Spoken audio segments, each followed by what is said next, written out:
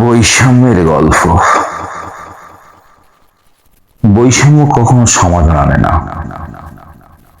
এই যেন নীরব আগুন ভিতরে ভিতরে জ্বলে যায়, চোখে দেখা যায় না তার দহন, তবু মানুষের হৃদয় ভেঙে ছাই হয়ে যায়।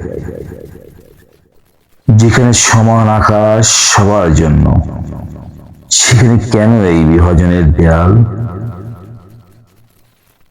কেউ পায় অগাধ সুযোগের আলো, কেউ হারায় অন্ধকারে নিজের কাল। বৈষম্য শুধু দূরত্ব বাড়ায়, মানুষকে মানুষ থেকে আলাদা করে। একজনের হাসি, অন্যজনের কান্না, একই পৃথিবীতে তবু ভিন্ন ঘরে। সমস্যার সমাধান নয় পেটি, বরং নতুন কষ্টের জন্ম দেয়, অন্যায়ের বীজ বপন করে গিয়ে।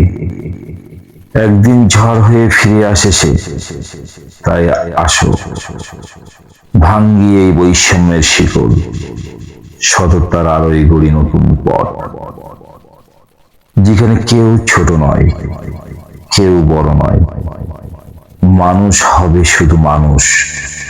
এই হোক শপথ।